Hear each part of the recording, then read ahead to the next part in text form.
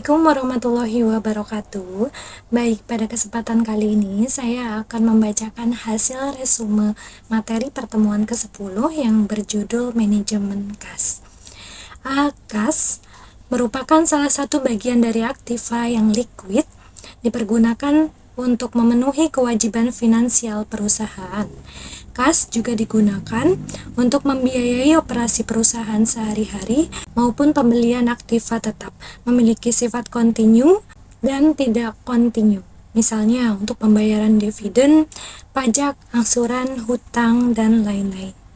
Kas merupakan nilai uang kontan yang ada di dalam perusahaan beserta pos-pos lain yang dalam waktu dekat dapat diungkapkan sebagai alat pembayaran kebutuhan finansial yang mempunyai sifat paling tinggi likuiditasnya.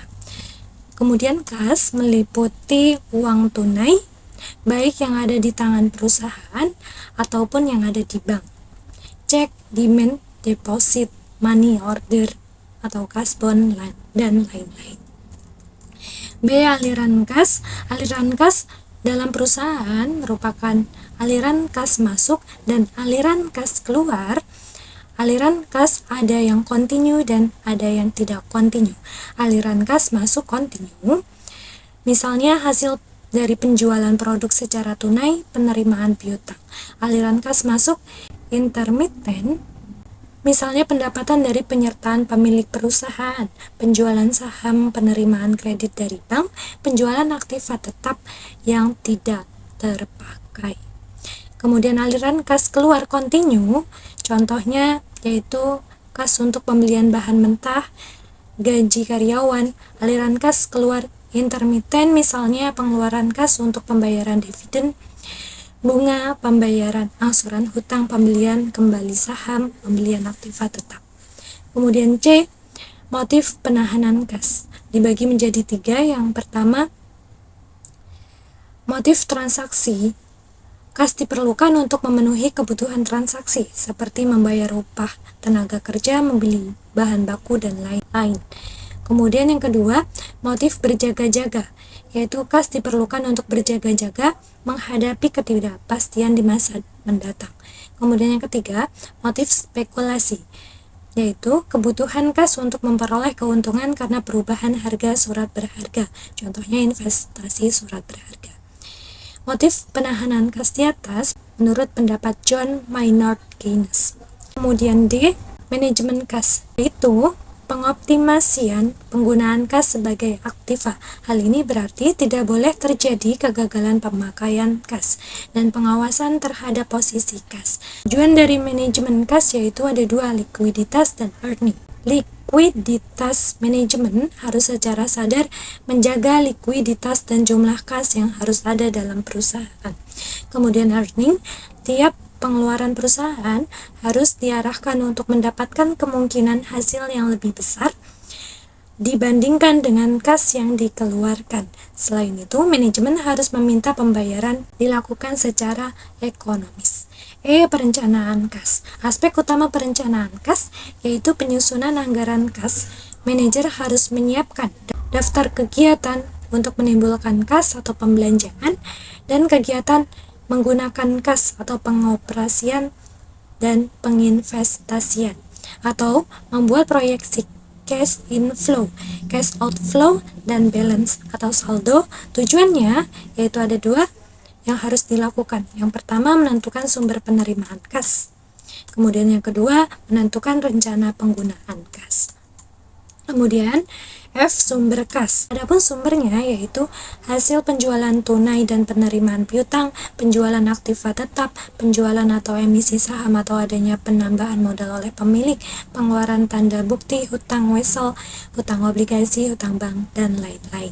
Kemudian G. Faktor-faktor yang mempengaruhi besar kecilnya persediaan kas, yaitu perimbangan antara lain cash inflow dan cash outflow, penyimpanan terhadap aliran kas yang diperkirakan, adanya hubungan finansial yang baik dengan bank-bank, penganggaran kas.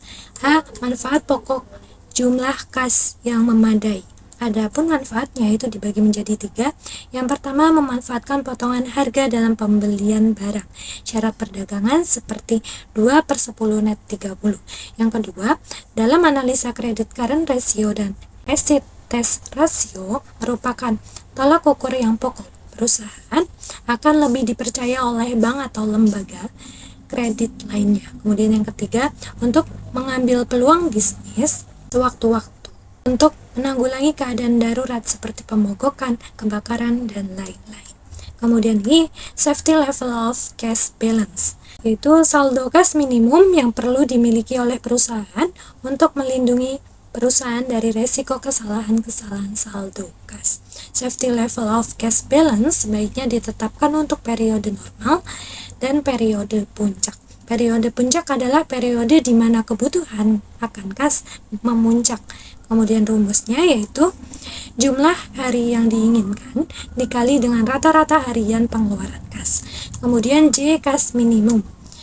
Adapun contohnya, perusahaan Maju Jaya menetapkan safety level of cash harus cukup untuk menutup pengeluaran selama 7 hari. Pengeluaran kas rata-rata sehari 600.000. Maka safety level of cash balance yaitu 7 dikali dengan 600.000 rupiah sama dengan 4.200.000 rupiah. Kemudian K, menentukan saldo kas optimal atau model Baumann. Total biaya transaksi yang akan diminimalkan untuk memperoleh saldo kas optimal terdiri dari 2 item, yaitu biaya simpan dan biaya transaksi. Kemudian L, model random aliran kas atau model Miller-Orr. Perusahaan perlu menetapkan batas atas atau H dan batas bawah atau Z saldo kas. Apabila saldo kas mencapai batas atas, perusahaan perlu merubah sejumlah tertentu kas agar saldo kas kembali ke jumlah yang diinginkan. Sebaliknya, apabila saldo kas menurun, perusahaan perlu menjual sekuritas. Batas atas dalam gambar tersebut ditunjukkan oleh garis H dan batas bawah oleh titik 0. Perbaikan model Baumann pada tahun 1966. Model Miller dan Orr dapat dihitung sesuai dengan rumus yang mana keterangannya itu ada menunjukkan Z batas bawah, H batas atas, B biaya transaksi, kemudian ada varians, aliran kas bersih harian, kemudian tingkat bunga harian pada surat berharga, dan rata-rata saldo kas. Demikian rangkuman dari materi pertemuan ke-10. Apabila ada kesalahan, saya mohon maaf. Akhir kata, wassalamualaikum warahmatullahi wabarakatuh.